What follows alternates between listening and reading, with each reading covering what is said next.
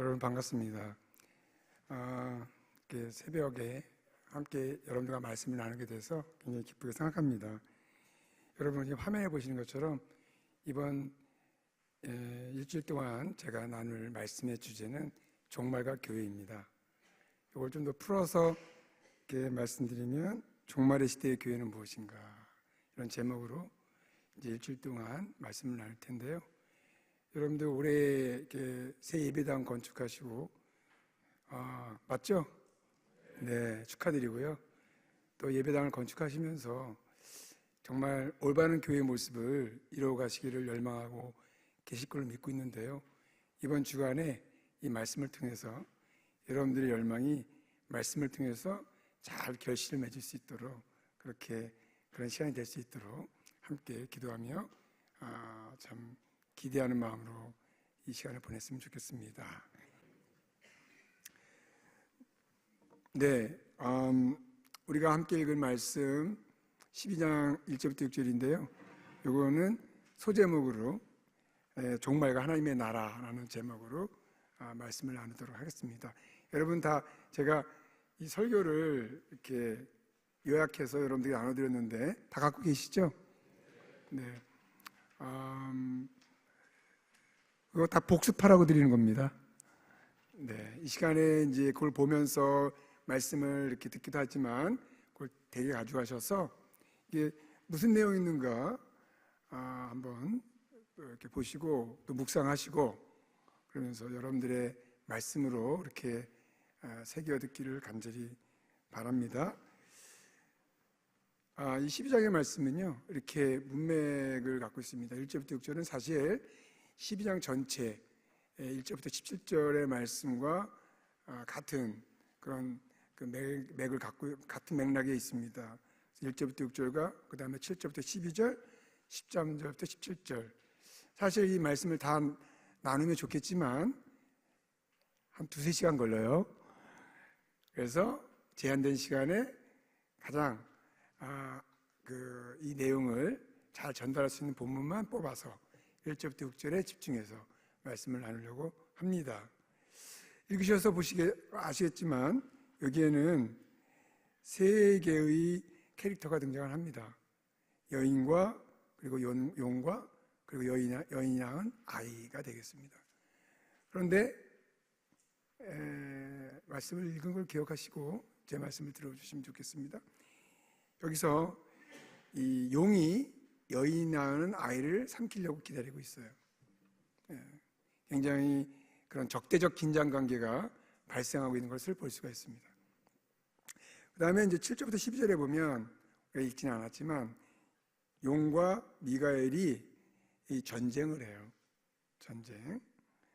그리고 13절 17절에 보면 용이 여자를 핍박합니다. 이 용을 중심으로 해서 상대가 바뀌면서 서로 싸우고 전쟁하고 핍박하는 그런 장면입니다.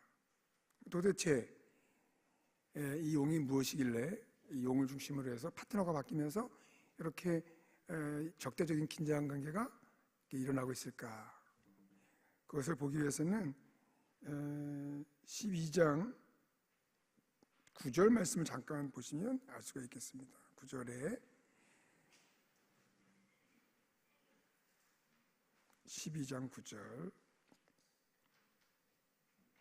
그러면 큰 용이 내쫓기니 하면서 이 용을 설명하기를 옛뱀 곧 마귀라고도 하고 뭐라고 합니까?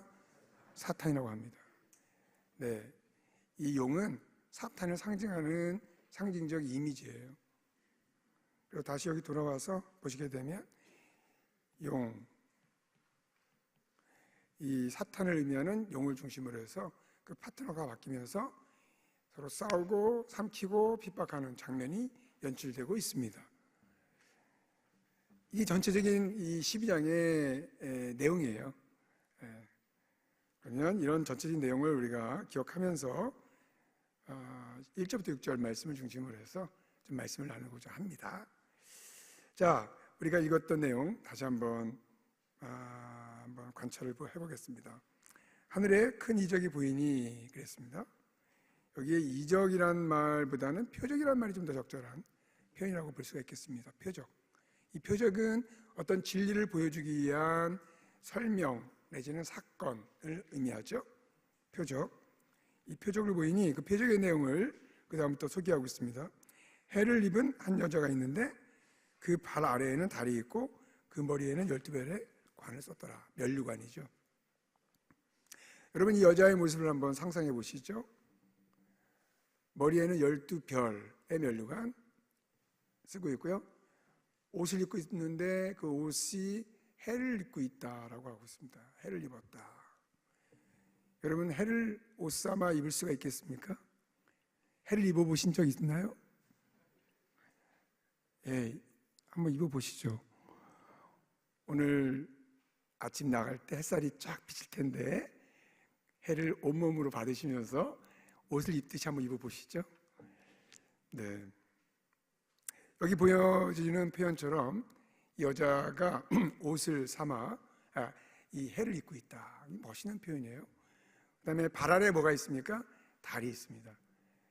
여자의 모습, 머리부터 발끝까지 해와 달과 별이 감싸고 있는 모습입니다. 자, 일단 여러분 혐오스럽습니까? 아름답습니까? 할렐루야. 여러분들의 정서가 정상입니다. 해와 달과 별을 보면서 슬퍼하거나 혐오스럽다고 말하는 사람들은 정신적으로 뭔가 문제가 있다고 해도 과언이 아닐까. 동서고금을 막론하고 많은 사람들이 해와 달과 별을 소재로 노래하고 글을 썼습니다. 아름다운 모습이죠. 그러면 이 여자가 무엇을 의미하길래 이런 아름다운 모습으로 등장하고 있는 것일까? 자, 일단 이 본문 안에 힌트가 있습니다. 그것은 12이라고 하는 숫자입니다. 믿지 않는 사람들에게 12 혹은 12라는 숫자 하면 무엇이 생각나십니까? 라고 물을 때 뭐라고 대답하겠습니까? 네, 1년 12달, 옛날에 연필 함다스, 뭐 12간지 뭐 이런 거 생각하겠죠. 그럼 믿는 성도들에게 10이라는 숫자라고 하면 무엇이 생각납니까? 라고 묻는다면 아우 훌륭하시군요. 12지파, 12사도 네, 이렇게 생각하죠. 이렇게 대답하죠. 그렇습니다. 성경에서 12라는 숫자는 구약의 12지파와 12사도에 의해서 하나님의 백성과 관련된 숫자예요. 구약의 12지파는 이스라엘을 이루는 기초가 됐죠. 신약의 12사도는 교회를 이루는 기초가 됐습니다. 예수님이 이 땅에 오셔서 12명의 사도를 뽑으신 이유가 뭘까요? 자, 구약의 12지파와 그 12지파를 통해서 세워진 이스라엘과 신약의 12사도를 통해서 세워진 교회와의 관계 무엇일까요? 약속과 성취의 관계입니다. 오늘날 교회는 구약의 12지파를 통해 세워진 이스라엘의 약속을 성취하는 그러한 성취의 결과입니다. 예수님께서 이 땅에 오셔서 12명의 사도를 뽑으신 것은 바로 구약의 12지파를 통해서 세워진 이스라엘의 성취로서 12사도를 뽑음으로써, 그래서 12지파와 12사도 서로 상응되는 관계죠. 뽑음으로써 그 성취로서 교회를 세우시고자 하는 목적이 있는 거예요. 그래서 성경에서는 10이라는 숫자가 매우 중요합니다. 자, 그러면 12별의 면류관을 쓰고 있다라는 것을 통해서 이 여자는 구약의 12지파를 통해서 세워진 이스라엘 혹은 12사도를 통해서 세워진 교회, 신약의 교회 두 가지 가능성이 있죠. 이 두 가지 가능성 중에서 무엇일까? 자, 이것을 우리가 해결하기 위해서요, 구약의 말씀을 좀 살펴볼 필요가 있습니다. 자, 한번 목소리 읽을까요? 자, 시작.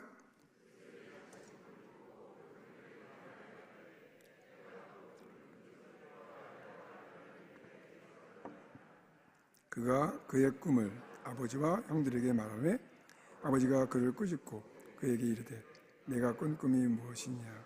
나와 내 어머니와 내 형제들이 참으로 가서 땅에 엎드려 내게 절하겠니? 제가 시간이 많으면 막 재밌는 이야기 막 하고 싶은데 절제하겠습니다. 자, 이 요셉이요, 꿈을 꿨는데요. 아버지한테 가서 이야기합니다. 꿈을 꾸면 여러분 다 누구한테 가서 얘기하고 싶어지시죠? 오늘날 꿈은 다 개꿈입니다. 구약에서는 그러나 하나님이 꿈을 통해서 계시해 주셨어요. 자, 꿈의 내용이 뭐냐? 해와 달과 11개의 별이 절하는 꿈이에요. 자, 이것을 이 꿈을 들은 야곱이 해석을 합니다. 해석하기를 나와 내 어머니와 내 형제들이 참으로 가서 땅에 엎드려 내게 절하겠느냐. 해와 달과 11개의 별이 절하는 장면을 가지고 야곱은 나 야곱이죠. 그 다음에 어머니 라헬, 요셉의 어머니라고 한다면 라헬이겠죠.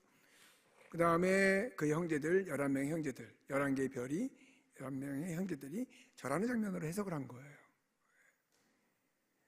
자, 그러면 여기 해는 나, 달은 어머니, 11개의 별은 형제들. 자, 그런데 여기에 요셉을 포함시킬 수가 있겠죠. 11개의 별 가운데 요셉을 제외하고 11개니까 여기다가 요셉도 포함을 시키면 별이 몇 개가 됩니까? 12개의 별이 됩니다. 물론 이제 이 내용은 창세기 역사에서 실현이 됐죠. 그 얘기는 제가 하고자 하는 내용이 아니고요. 여기서 제가 말씀드리고자 하는 것은 해와 달과 11개의 별인데 거기다가 요셉을 포함시키면 12개의 별로 각각 야곱과 그의 아내 라헬 혹은 레아, 뭐 아내가 몇 명 있었죠. 대표적으로 라헬이라고 우리가 생각을 한다면 야곱과 그의 아내, 그리고 그의 아내 사이에서 태어난 몇 명의 아들? 12명의 아들을 해와 달과 12개의 별이라고 해석을 하고 있다는 거예요. 여러분, 성경에서 해와 달과 별 이렇게는 나와 있을지 모르나 해와 달과 12개의 별이 하나의 본문 안에 하나의 패키지로 나와 있는 본문은 이 본문이 유일합니다. 그런데 우연찮게 요한계시록에 여자가 하고 있는 모습과 일치가 되더라는 거죠. 여자가 해를 입고 있었고요, 발 아래 달이 있었고요, 12별의 멸관을 쓰고 있었단 말이죠. 해와 달과 12개의 별, 이러한 모습을 지금 창세기 37장 9절 10절에서 잘 나타내주고 있습니다. 그대로 그 일치되어 나타내주고 있습니다. 그런데 이러한 일치만 가지고는 충분한 그 이유가 될 수가 없어요. 유의미한 그런 내용이 여기서 우리가 발견을 할 수 있어야 됩니다. 그런데 보니까 아주 중요한 내용을 여기서 함축하고 있어요. 다시 말하면 야곱과 그의 아내 사이에서 12명의 아들이 태어났다. 근데 그 12명의 아들은 구약 역사에서 어떤 역할을 하죠? 그렇습니다. 12지파를 이루는 시조가 됩니다. 아까 잠깐 말씀드린 것처럼 12지파는 이스라엘을 이루는 기초가 됐다고 그랬죠. 근데 그 12지파를 이루는 시조가 바로 12명의 아들이었다는 것이죠. 자, 그럼 제가 이전에 이런 그 질문을 하고 이렇게 넘어왔어요. 12별의 멸관에 의해서 이 여자가 의미하는 것이 구약의 이스라엘인지 신약의 교회인지 결정을 해야 된다 했는데 그 결정할 수 있는 근거가 바로 창세기 30장 9절 10절이에요. 구약의 이스라엘을 가리키는 것입니다. 자, 지금까지 여러분들에게 여자가 의미하는 바가 무엇인지를 설명드렸어요. 바로 구약의 이스라엘을 의미하는 것입니다. 상징적인 이미지를 활용해서 구약의 이스라엘을 이렇게 묘사해주고 있는 것이죠. 그런데 이 여자가 5절에 보면 여러분 강의하고는 조금 순서가 바뀌었습니다. 용이 먼저 나왔는데 그 5절부터 이렇게 보는 것이 좀 더 자연스러워요. 여자가 아들을 낳아요.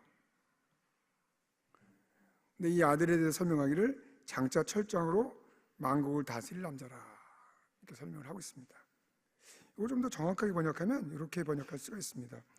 여자가 철장으로 만국을 다스릴 아들, 남자를 낳았다. 이 남자가요, 이 아들하고 같이 나란히 되어 있는 거예요.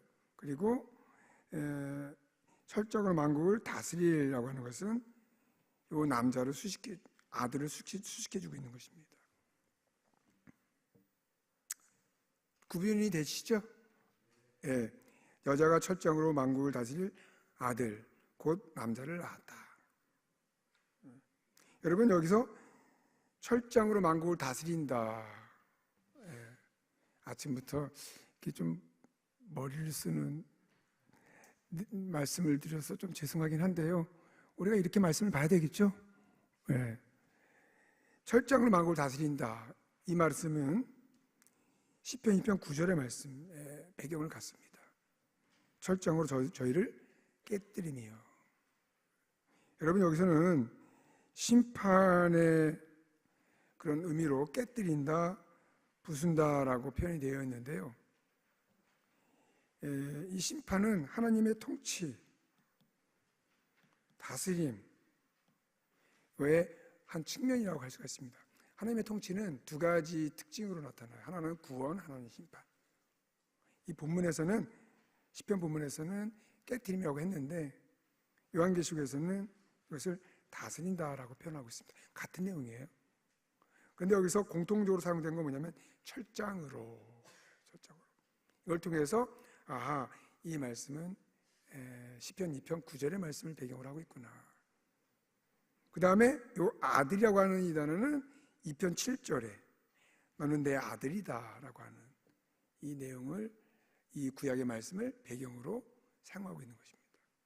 그러면 이 짧은 본문 속에 철장으로 만국을 다스릴 아들이라고 하는 이 짧은 문장 속에 구약의 두 개의 본문이 여기에 배경으로 사용되고 있다라고 볼 수가 있어요. 시편 2편 7절과 시편 2편 9절의 말씀이에요.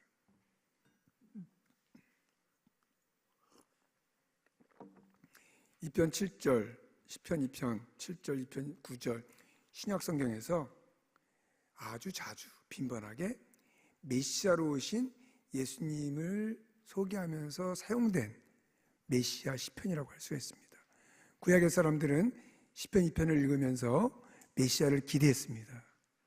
이 본문이 여기 요한계시록에 사용됨으로써 다른 신약 본문처럼 예수님은 메시아로 오셨다. 이것을 증거하고 있는 것입니다. 자, 방금 여자가 누구라고 소개했어요? 이스라엘이라고 그랬죠. 이 아들은 그럼 누구예요? 예수님이십니다. 이걸 풀어서 말하면 예수님은 이스라엘을 통해서 메시아로 오신 하나님의 아들이시다. 여러분, 이걸 잘 보여주고 있는 게 마태복음 1장의 족보죠. 1장에 아브라함부터 해서 낳고 끝에 누가 태어나십니까? 예수님이 태어나십니다. 이 짧은 내용을 마태복음 1장은 쫙 늘어뜨려서 낳고 굉장히 많은 긴 본문을 통해서 설명하고 있는 내용이죠.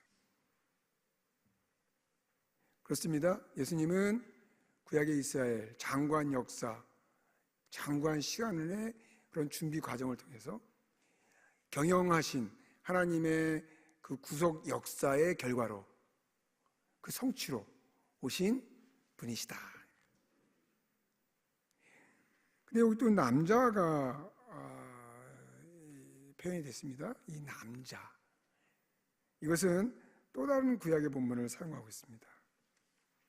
이사야 66장 7절 8절의 말씀이에요. 여기에 시온은 굴하기 전에 생선하며 고통을 당하기 전에 남자를 낳았다. 바로 여기 남자를 낳았다라고 하는 이 문구가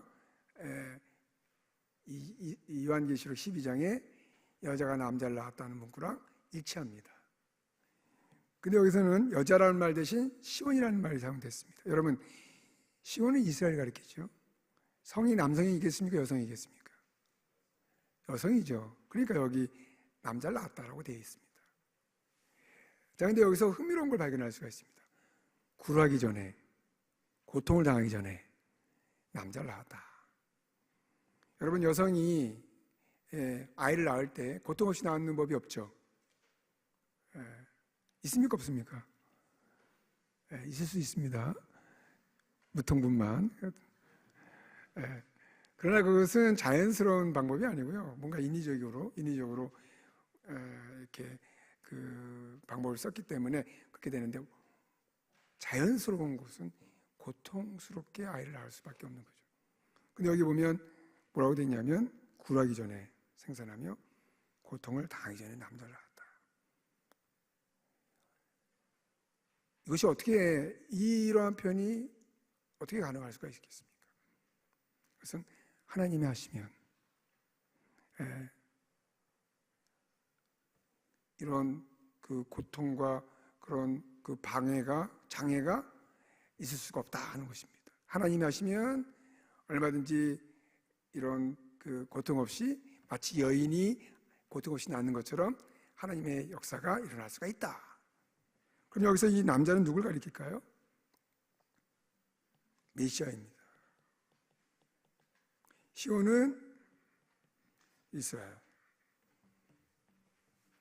시편 2편의 말씀처럼 이 이사야 본문도 이스라엘을 통해서 메시아가 올 것이다 라는 이 종말적 비전을 보고 있는 거예요. 종말에 하나님은 이스라엘을 통해서 메시아를 보내실 것이다. 8절의 말씀 보면, 이러한 일을 들은 자가 누구이며 이러한 일을 본 자가 누구이냐. 나라가 어찌 하루에 생기겠으며 민족이 어찌 순식간에 나겠느냐. 여러분, 나라나 민족이 하루아침에 생기는 법이 없습니다. 나라와 민족이 순식간에 이루어지는 법이 없습니다. 여러분, 지금 오늘날 이 전 세계에 독립을 위해서 피를 흘리고 땀을 흘리는 수많은 소수민족들이 있어요.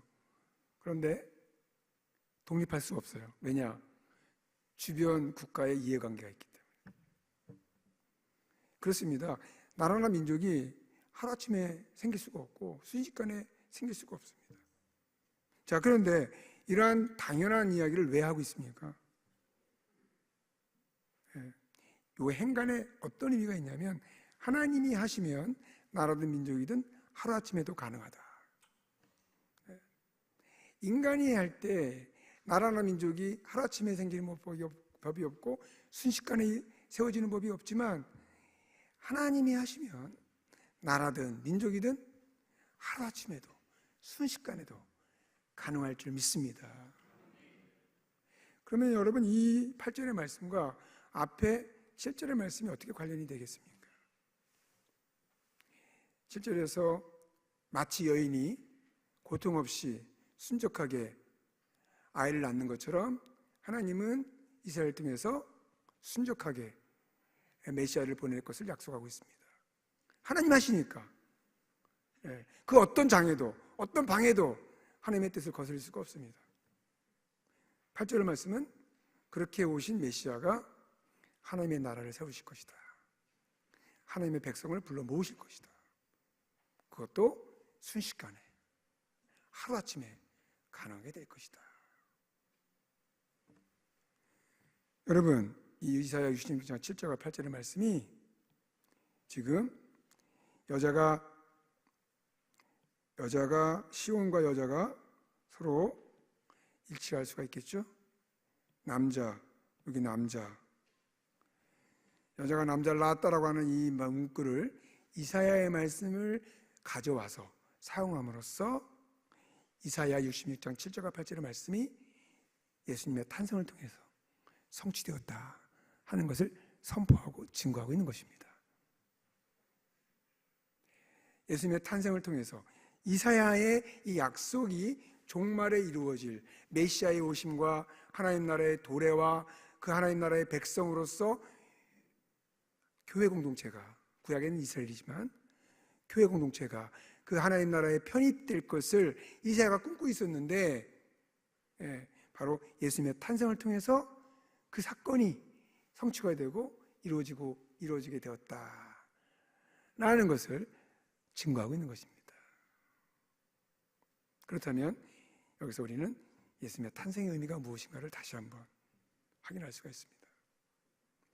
구약에서 특별히 대표적으로 이사야가 꿈꿨던 종말이 왔다는 것입니다. 그리고 종말적 사건으로서 메시아가 왔다는 것이고요, 하나님 나라가 도래했다는 것이고요, 그리고 저와 여러분들이 그 하나님 나라의 백성으로서 편입이 되게 되었다. 여러분, 우리는 살아가면서 천국을 희망합니다. 그것은 아무리 강조해도 지나치지 않습니다. 그런데 그 천국이 이미 이 땅에 와 있다는 사실도 우리가 반드시 기억할 필요가 있습니다. 기억할 필요가 있다는 말로는 약해요. 기억해야만 합니다. 우리가 죽어서, 우리가 하나님이 부르셔서 하나님 품에 안겨서 천국을 누립니다. 천국에 들어갑니다.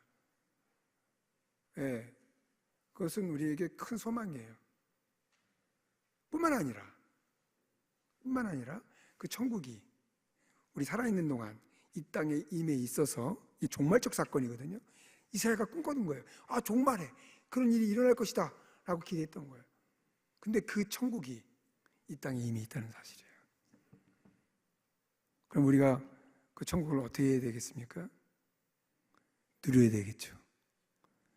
그 하나님 나라의 그 통치를 받아 누려야 되겠죠.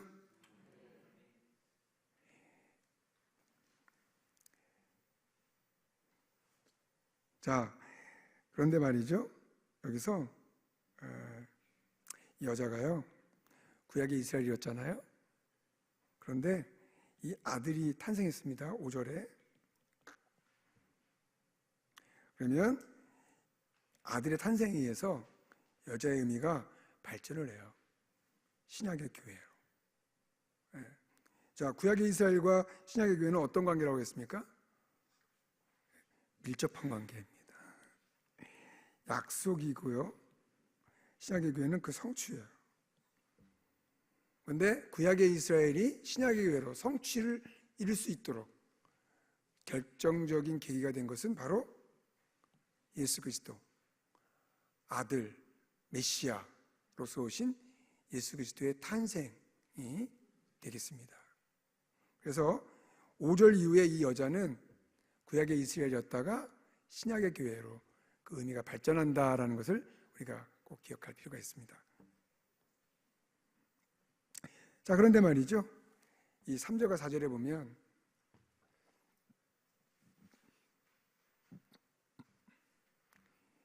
용이라고 하는 존재가 예수님의 탄생을 방해하고 있습니다. 하늘에 또 다른 표적이 보이니 보라, 한 큰 붉은 용이 있어 머리가 7이요 뿔이 10이라 그 여러 머리에 7 왕관이 있는데 그 꼬리가 하늘의 별 3분의 1을 끌어다가 땅에 던지더라. 용이 해산하려는 여자 앞에서 그가 해산하면 그 아이를 삼키고자 하였다. 제가 아침에 이렇게 배가 고파가지고요, 소리를 크게 못 지르겠어요. 제가 좀 이렇게 소리를 내는 편인데, 제가 잠잠하게 이렇게 말씀드리고 있는 거는 배가 고파서 그렇다는 거. 이렇게 솔직하게 얘기만 해도 되나요? 네, 그냥 잔잔하게 들어주세요. 여러분, 요 아이를 삼키고자 했다는 얘기는 조금 이따 하고요. 일단 여기서 이 용이 의미하는 바가 뭐라고 했습니까? 사탄이라고 했죠. 여러분, 이 동양 사회에서 용은 좋은 거예요, 나쁜 거예요? 동양 사회에서, 성경 말고 좋은 거죠. 여러분, 용 꿈꿔보신 분 계세요? 제가 어디서 강의를 했었는데 태몽을 용 꿈을 꿨다요. 그래서 제가 막 축하해드렸습니다. 훌륭하셨다고. 어떤 분이 용이 사탄을 의미하니까 누가 용꿈을 꿨다고 했을 때 그건 사탄이니까 기도 많이 하라고 이렇게 말하면 안 된다는 거죠. 그러니까 문화와 성경은 구분할 필요가 있어요. 네. 여러분 그 중국의 심볼이 뭐예요? 중국 용이잖아요. 그러니까 중국은 사탄의 나라다 이렇게 말하면 안 돼요. 네. 그러면 성경에서 왜 사탄을 용이라고 말했을까? 여기서 요한계시록 12장에서 그건 성경에서 살펴봐야 돼요. 자, 시편 74편 13, 14절 한번 읽어주시겠습니까? 한 목소리로 시작. 주께서 주의 능력으로 바다를 나누시고 물 가운데 용들의 머리들을 깨뜨리셨으며 악어의 머리를 파쇄하시고 그것을 사막에 거하는 자에게 식물로 주셨다. 자, 여기 13절 한번 집중해서 보겠습니다. 여기 바다를 나누셨다. 어떤 사건이에요? 홍해 사건입니다. 물 가운데 용들의 머리를 깨뜨렸다. 여러분 홍해 사건에서 머리가 깨진 사람들이 누구예요? 애굽의 병사들이죠. 이걸 보니까 구약에서는 애굽의 병사들을 가리켜서 용들이라고도 했구나. 그렇게 알 수가 있고요. 그 다음에 에스겔 29장 3절에 보면 애굽왕 바로야 그러면서 큰 악어라고 말을 하고 있습니다. 근데 이 큰 악어라는 거를 뉴 RSV 영어 번역에서는 드래곤, 용이라고 번역을 해요. 이 번역을 우리가 참고한다면 여기서 바로왕은 뭘로 표현되고 있다고 볼 수가 있어요? 용이라고 표현되고 있어요. 여기서 우리 두 가지 용례를 봤지만 여기서 또 이제 이건 좀 이따 보기로 하고요. 또 다른 용례들이 몇 개가 더 있습니다. 대표적으로 이걸 뽑았는데 구약에서는 애굽의 바로왕과 병사들을 용이라고 표현하는구나, 그런 습관이 있었구나 하는 것을 우리가 여기서 관찰할 수가 있습니다. 여러분 구약에서 애굽은 어떤 의미를 갖습니까? 가장 대표적으로 하나님을 대적하는 세상 세력입니다. 그래서 우리가 구약에서 가장 대표적인 하나님의 구원 사건을 뭐라고 말해요? 출애굽 사건이라고 그러잖아요. 구약에서 가장 대표적인 악의 세력으로서 애굽이라고 한다면 신약에서는 가장 대표적인 악의 세력은 뭐예요? 사탄인 거예요. 서로 이 평행적 관계가 있는 거죠. 그래서 사탄을 용이라고 표현함으로써 굉장히 큰 히스토리, 역사를 포함해서 생각할 수 있도록 그런 연상작용을 일으켜주는 거예요. 사탄은 그런 역할을 하는 존재구나. 그러니까 풍성한 지식이 제공이 되는 거죠. 사탄을 용이라고 이렇게 표현함으로써. 자, 그렇습니다. 사탄을 용이라고 표현한 이유는 이런 성경에서 구약의 애굽과 바로왕, 애굽의 바로왕과 병사들, 그것을 용이라고 표현한 그런 배경을 여기서 사용하고 있는 거예요. 그러니까 이 글을 읽었던 사람들은 처음으로, 저와 여러분들은 이런 설명이 필요했지만 처음 읽었던 사람들은 설명이 필요 없어요. 왜냐하면 구약에 대한 지식이 풍부했기 때문에. 그러니까 이런 식으로 커뮤니케이션을 하는 거예요.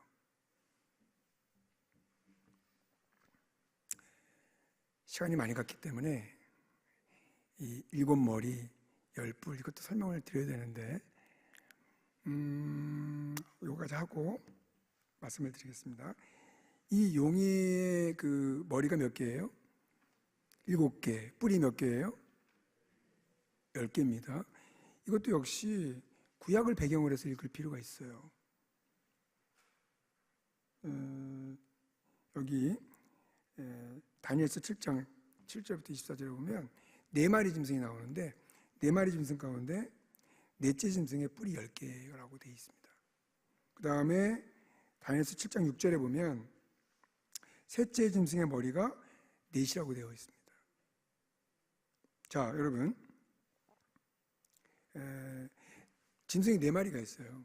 근데 세 번째 짐승의 머릿수가 4개예요. 그럼 4마리 짐승의 머리를 다 합치면 몇 개가 되겠습니까? 7개입니다. 7개. 그러니까 머리는 말 안 하면 다 하나씩 갖고 있는 거죠. 그런데 셋째 짐승의 머리를 특별히 4개가 있다고 지적을 해요. 그러면 나머지 3마리 짐승은 각각 몇 개씩 갖고 있는 거예요. 하나씩 갖고 있으니까 3개 더하기 4개. 그래서 7개가 됩니다. 그 다음에 뿔의 수는 4마리 짐승이 있는데 넷째 짐승의 뿔이 10개라고 되어 있어요. 그럼 4마리 짐승의 뿔을 다 합치면 몇 개가 됩니까? 13개 하면 이 함정에 빠진 거예요. 뿔은 말 안 하면 있어요, 없어요? 뿔은 말 안 하면 없는 거예요. 머리는 말 안 하면 하나씩 다 있게 되는 거죠.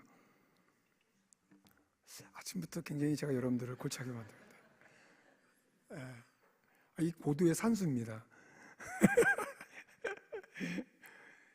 뿔은 있는 게 비정상이죠. 없는 게 정상이죠. 머리는 하나씩 있는 게 정상이고 4개 있는 게 비정상인 거예요. 그러니까 비정상인 것을 특별히 언급을 한 거예요. 자, 뿔은 말 안 하면 하나도 없는 거예요. 그럼 4마리 짐승의 뿔을 다 합치면 몇 개? 10개입니다. 이것을 가지고 요한계시록에서 용의 머리가 7이다, 뿔이 10개다. 그러면 이 다니엘서를 잘 알고 있었을 이 7교회 성도들, 대부분의 유대인들이죠. 그들은 뭘 딱 연상했겠습니까? 그렇습니다. 다니엘서의 4마리 짐승을 딱 떠올렸을 것이다. 또 그렇게 떠올리도록 하기 위해서 이런 그 표현 기법을 쓴 거예요. 이게 이제 요한계시록에 있어서의 아주 탁월한 커뮤니케이션 스킬입니다. 결국 구약과의 대화인데 이런 구약을 연상시켜주기 위해서 이런 이미지를 떠올려주는 거예요. 자, 그러면 이 다니엘서 7장에서의 4마리 짐승의 의미가 뭐냐? 애굽처럼 세상 세력을 가리켜요. 세상 세력. 하나님을 대적하고 하나님의 백성을 핍박하는 세상 세력. 그러니까 사탄과 관련해서 이 12장에서 용, 그리고 10개의 뿔, 7머리 이런 이미지를 활용해서 사탄이 어떤 존재냐, 그것을 구약을 배경으로 설명을 해주고 있는 거예요. 결국에는 하나님을 대적하고 하나님의 백성을 핍박하는 세력이다. 근데 이 용이 여자가 아이를 낳으려고 할 때 그 아이를 삼키려고 기다리고 있어요. 무슨 말이에요? 예수님의 탄생을 원천적으로 봉쇄하려고 하고 있다. 실제로 여러분 복음서 기록을 보면 헤롯 대왕이 이세이야의 모든 아이를 다 죽였죠. 근데 그 유일한 타겟이 누구였습니까? 예수님이에요. 이 본문이 없으면 그 헤롯 대왕의 그런 행위는 어떤 전제군주의 잔인한 횡포라고 할 수 있겠죠. 인류 최대의 유아살해 사건이라고 말할 수 있겠죠. 그러나 이 본문, 요한계시록 12장 본문을 배경으로 헤롯 대왕의 그 행위를 본다면 헤롯 대왕의 행위에 누가 역사했다고 볼 수가 있습니까? 그렇습니다. 사단이 역사했다. 사탄적 행위다라고 할 수가 있습니다. 왜냐하면 예수님의 탄생을 저지하려고 했던 유일한 사건이 바로 그 사건이었기 때문에 그렇습니다. 실패했습니까? 성공했습니까? 실패했습니다. 5절에 보면 그 아이를 하나님 앞과 그 보좌 앞으로 올려가게 되었다. 그걸 승천이라고 말할 수가 있겠죠. 제가 6시 반까지 끝내야 되죠? 목사님. 네, 그렇습니다. 5분 안에 6절 말씀을 설명하겠습니다.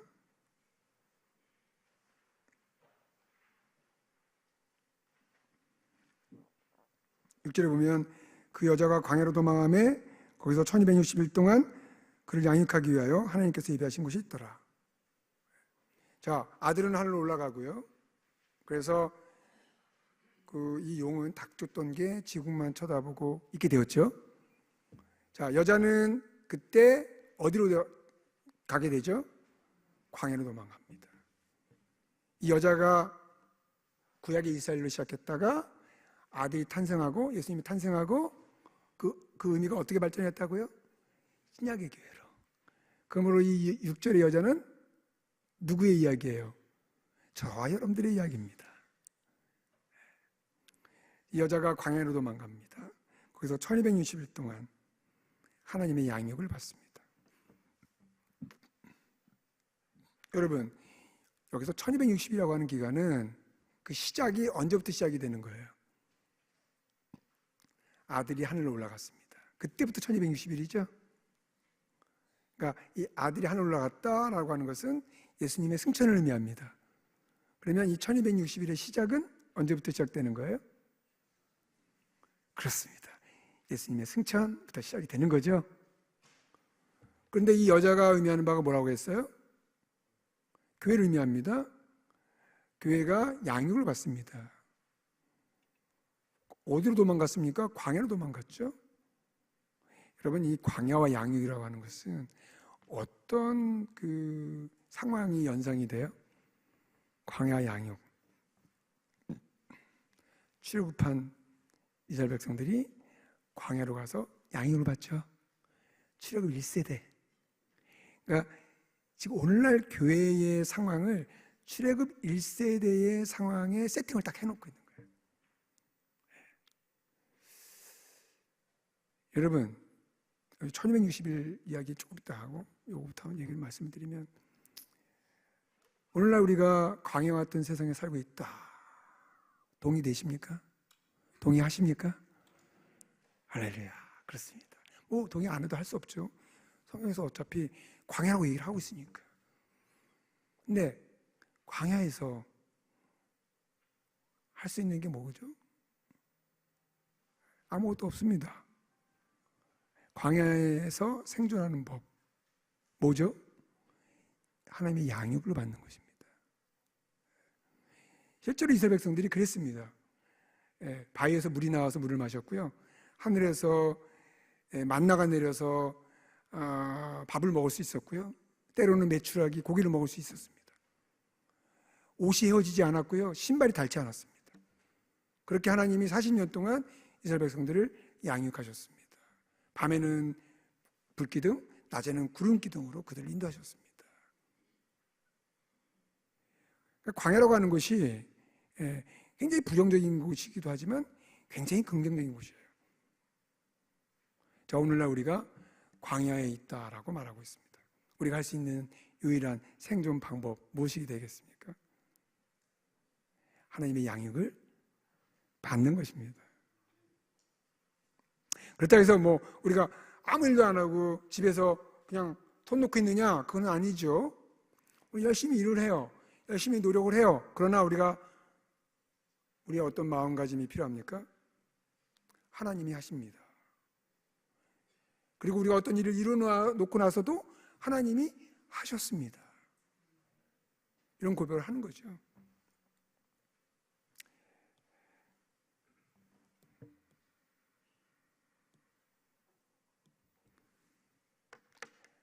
아, 1260일은 그래서 문자적 의미의 기간이 아니라요, 상징적 의미예요.